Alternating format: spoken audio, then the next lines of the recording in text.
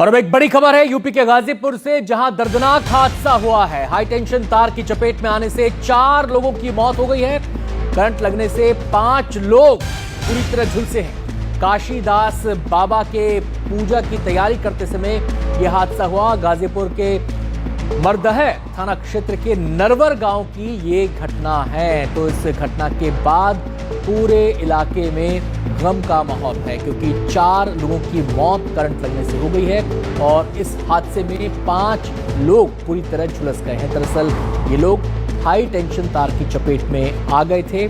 यहाँ पर एक पूजा कार्यक्रम की तैयारी चल रही थी। आप देख सकते हैं बड़े पैमाने पर यह आयोजन था और यहाँ पर लोगों की संख्या भी अच्छी खासी रही होगी। लेकिन इस हादसे के बाद चारों तरफ चीख पुकार मच गई और हाई टेंशन वायर की चपेट में आने से ये हादसा हुआ। 5 लोग झुलसे हैं, 4 लोगों की मौत हुई है।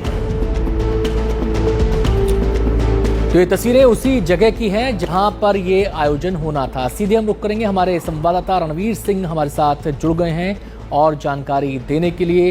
रणवीर, हाई टेंशन वायर की चपेट में आने से ये हादसा हुआ, क्या डिटेल्स इसको लेकर मिल रही हैं? आयोजकों को क्या इस हाई टेंशन वायर का अंदाजा नहीं था? और ये जो आयोजन होते हैं इतने बड़े स्तर पर, इसके लिए परमिशन वगैरह भी लेनी पड़ती है, इस बारे में क्या जानकारी है? देखिए, फिलहाल ये जो काशीदास बाबा हैं, इनकी पूजा की तैयारी चल रही थी।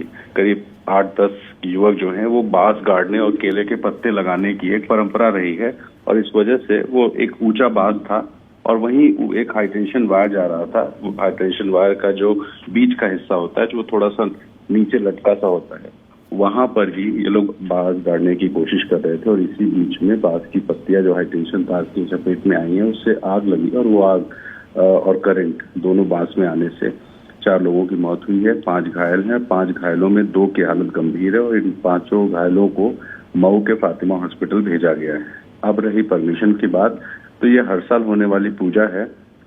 एक जानकारी तो जरूर प्रशासन को दी गई थी, लेकिन इसके बाद अब फिलहाल ये जांच होगी कि जिस तरह की अनुमति मांगी गई थी उसमें कोई नियम वगैरह जो टूटा है या नहीं टूटा है, क्योंकि घटना अभी जस्ट तुरंत थोड़ी देर पहले की है और इस वजह से प्रशासन की अभी प्राथमिकता ये है कि जो घायल हैं उनको बचाया जाए। इसके बाद फिर जांच होगी परमिशन को लेकर के, फिर आयोजकों से पूछताछ होगी कि इतना बड़ा हादसा हुआ कैसे। लेकिन एक हाई टेंशन वायर जो ऊपर से गुजर रहा था और नीचे से एक ऊंचा सा बांस और केले के पत्ते बांध करके परंपरा की शुरुआत, जो परंपरा होती है वो कार्यक्रम की शुरुआत से पहले निभाई जा रही थी।